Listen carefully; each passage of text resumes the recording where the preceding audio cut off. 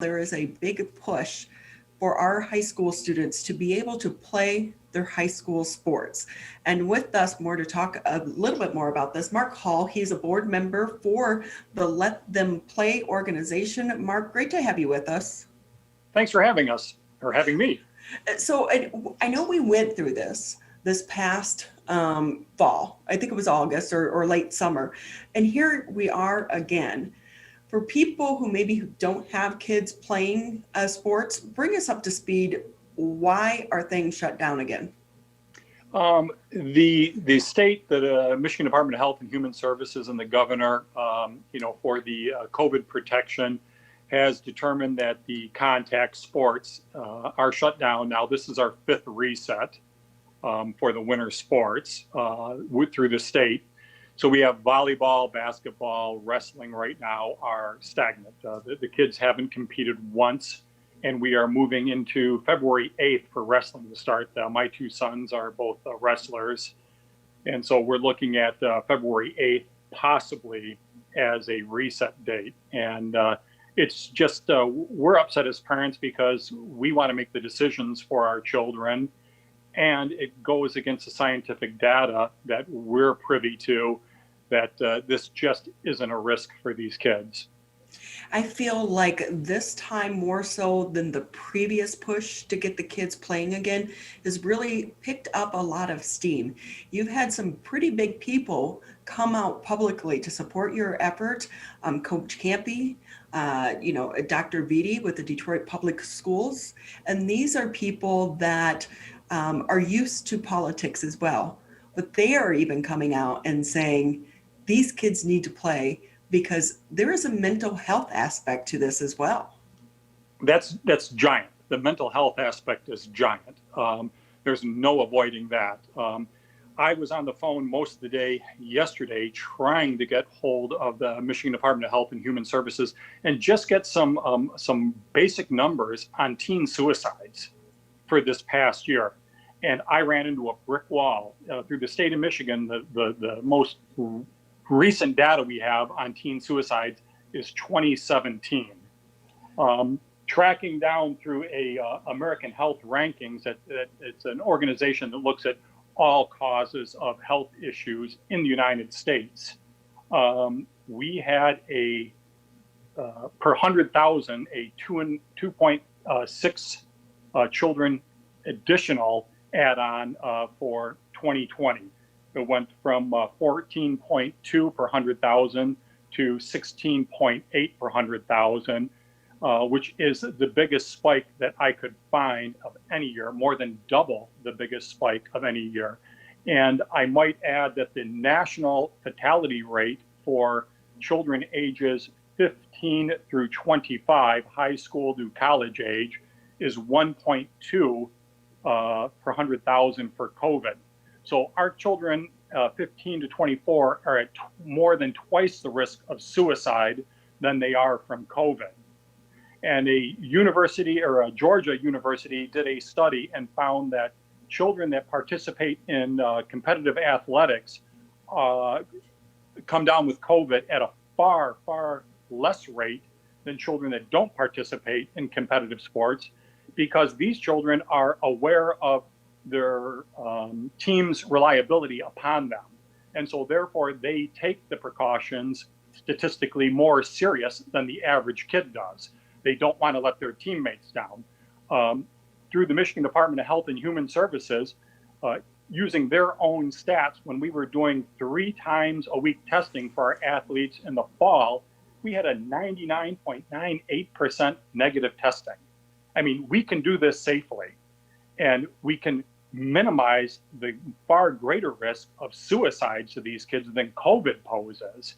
The suicide rate has climbed dramatically over the past year, and that has to do with a lot of these shutdowns. And my son, one of my sons, is a senior, and we have letters from NCAA coaches out of state that are saying that they aren't looking at our kids. There's nothing to look at. They aren't competing. Scholarships are slipping away from these kids every single day that we are not competing. And so those are opportunities that are a very, very narrow window for these kids to further to set their life on the course that they want it to go. These are young people that are looking to, set themselves up for their adult life. And these college scholarships, which some kids, it's the only thing that will be available to them for a higher education. And those are going away by the day. And universities out of the state aren't even looking at our kids any longer. Yeah, 'cause we should point out that most states are back open for sports. Michigan, I believe, is one of three that's not allowing high school sports. So what's happening too, some parents are deciding to go across state lines. I think I read an article about the Catholic schools saying, we just may leave the league and go over to Ohio and start playing because of some of the reasons that you just stated. The window is very narrow for some of these students and their athletes and their ability to, and the possibility for them to get some of these scholarships. Absolutely. I mean, and those are realistic options for some people, not for others. And we're not naive. I'm not dumb. I don't ignore what's in front of me. Yes, COVID is serious. We have to take it serious. People with health conditions must take this very seriously. It could be deadly.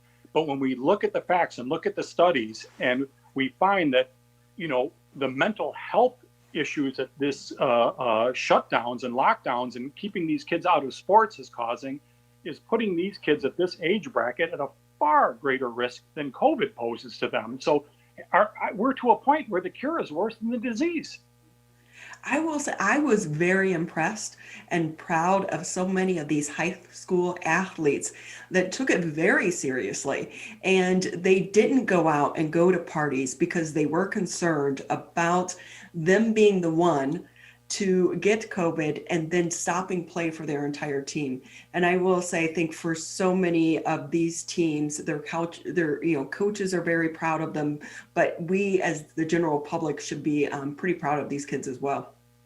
Yeah, absolutely. I mean, these kids, they enjoy the sports. It, provides, a camaraderie, a teamship, a companionship, and opportunities for their lives. And when you get to these high school levels in some of these schools, it's extremely competitive and very serious. And, it's funny to watch my boys during football. The team was self-policing. They were watching what each other was doing and had each other's backs for the good of the team, because if a kid came down with COVID, the team was out. And so, I can see where the numbers support that these kids in athletics are actually at lesser risk of catching it because of their self-policing. They don't even need mom and dad to be yelling at them. They're doing it themselves. And it probably means more when it comes from one of your playmates or your teammates, rather than an adult. It's like, hey, we look at mom and dad as being dumb. Sit down and shut up, mom. But with that, you guys were here before. You're back at this point. So what happened the last time did you learn from that you're going to do differently this time to try to end some of these closures?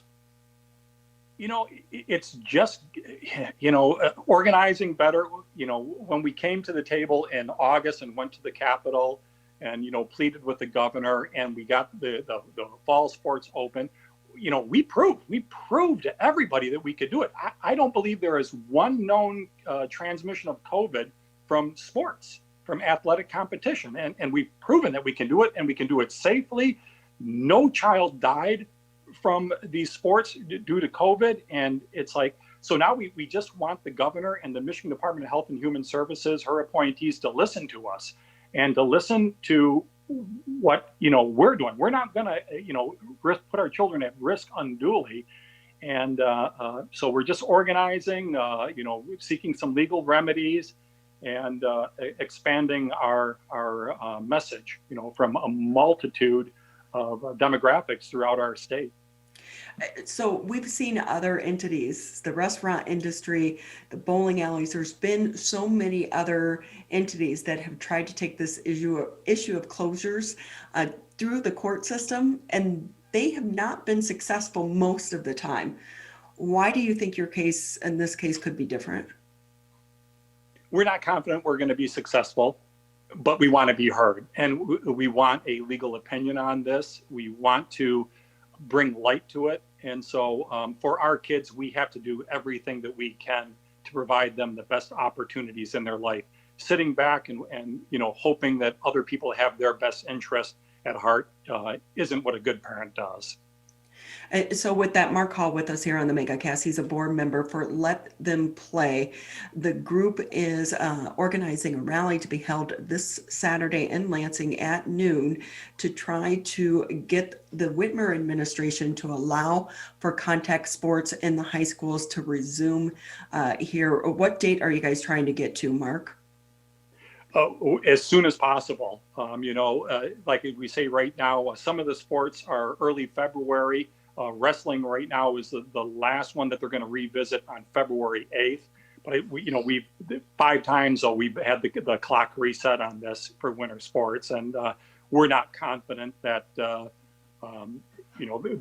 will allow that to happen. So, and that rally, anybody that wants to come and support the kids and the athletes in this state, we welcome them.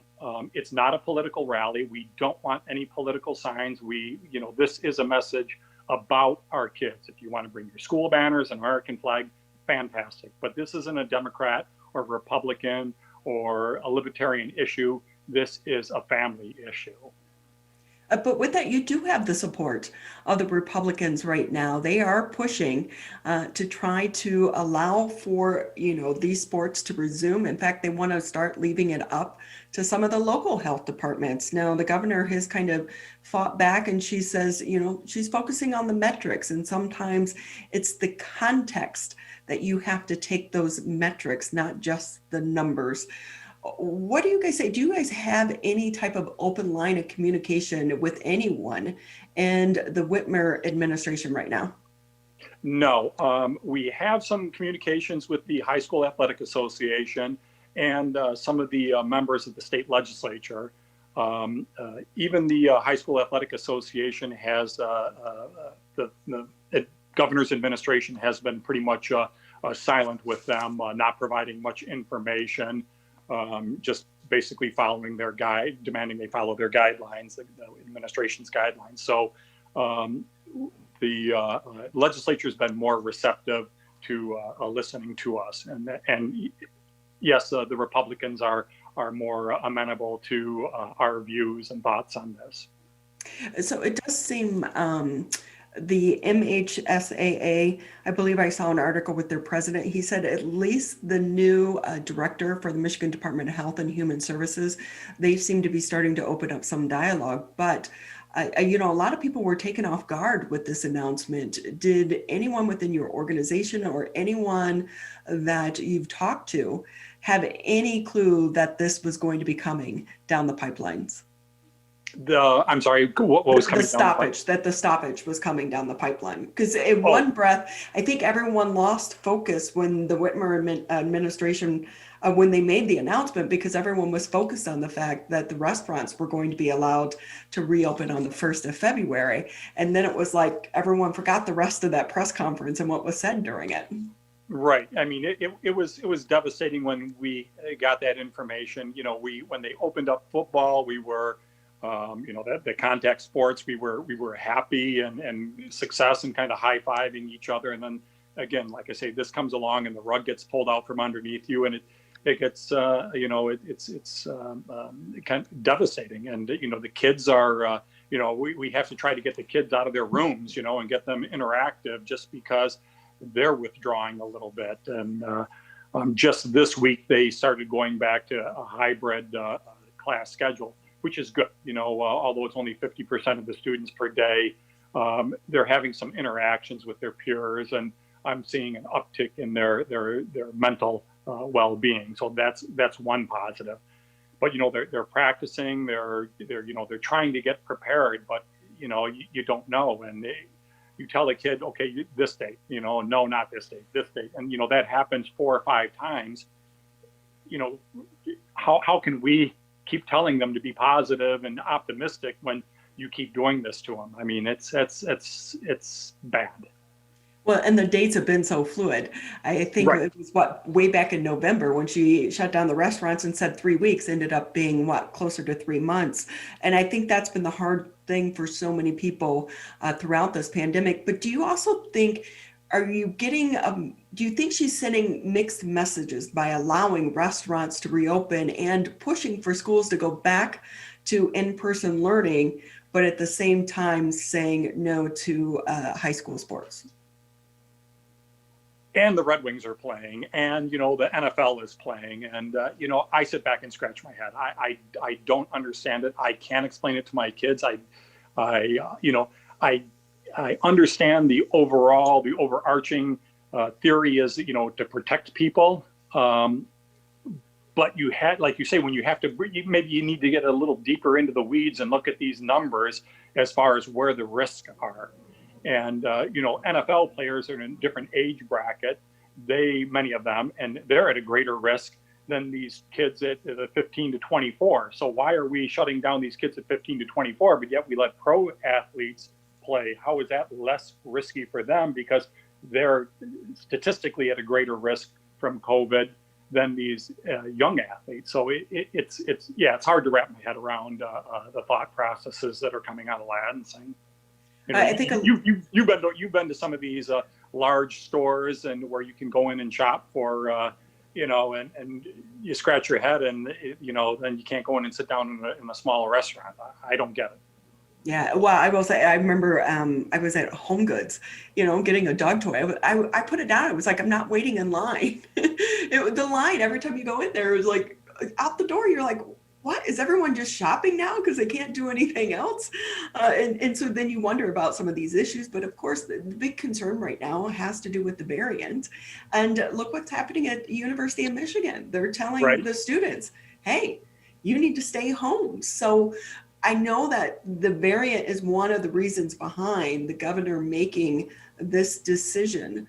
So do you understand kind of her argument in that regard?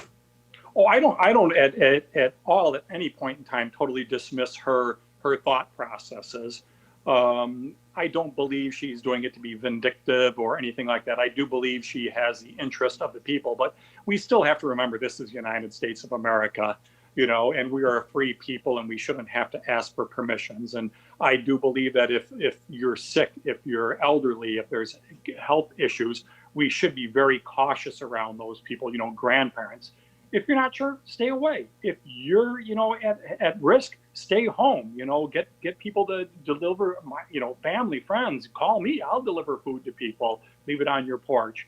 But I'm not sure locking down healthy people is necessarily the right thing to do. And it concerns me when we start looking at these numbers that, like I said, with this age group, the suicide is a much greater risk to these people, young people, than COVID is when we look at the actual numbers. But when, Mark, when we go back to the fall, it was stop, start, stop, start. It was so confusing. Are you concerned if they do give the green light, you're going to run into the same situation for the winter sports season as well? I am fearful of that. I mean, it's a high and a low. You get a high, you get your hopes up, and then again, it's not going to happen. It's happening. It's not going to happen. And I'm an adult, and it's disappointing for me. What about these kids? And again, I go back to their futures. This isn't just about playing a game. This has a lot to do with, setting them up as fine young adults to understand the greater good for the group, teamwork. Sometimes I have to sit on the sidelines so, other team members can get in there. So there's a lot of life lessons that go into athletics, as well as the opportunities and the doors that open for them in their future. And every day that door remains closed is an opportunity gone that will never come back. So, Mark, can you talk a little bit about the plans for the lawsuit? It hasn't actually been filed yet, right? No, it has not. So what is that process? Are you hoping to open up the line of communication prior to having to go that route? I think that's a lot of everything that we're doing is to get the communication open, to let the parents be heard, to, look at some alternative numbers out there. To, when you look at the overreaching numbers and the amount of COVID deaths, yes, it's scary. But when we break it down, let's listen to us, listen to the parents, listen to the CDC, and so it's kind of, I guess, a multi-front attack. I guess I shouldn't say attack, but a multi-front address to the governor's administration to look at it from our perspective, rather than just a single dimensional approach. So I know you guys have a Facebook page, but if people want to join in or even just to find out more information about some of the information you've shared here and your argument for trying to restart some of these sports, where can they find that? The Facebook would be Let Them Play. All over Twitter, if they do the hashtag Let Them Play. And I guess those would be the two main locations, trending all over Twitter. A lot of teams are doing videos pleading to the governor and the health department, and then or just to simply show up at the state capitol Saturday at noon if you can come out and help support us. With that, how important has it been for you to have some of these big names or people with influence too to support your cause this time around? I think it adds credibility that we're just you hear you're just irrational parents, you're just all about sports, and no, we love our children, we want the best for our children, we care about our children's health.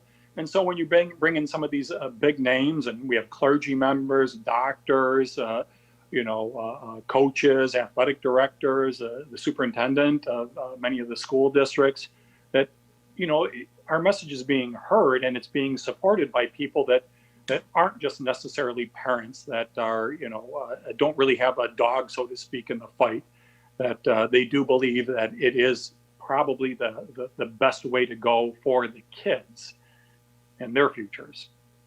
Well, Mark Hall, we wish you guys luck this Saturday again at noon at the Capitol building there in Lansing, the Let Them Play rally. Mark, thanks for your time. We so appreciate it. Thank you very much for hearing me out. We greatly appreciate the attention.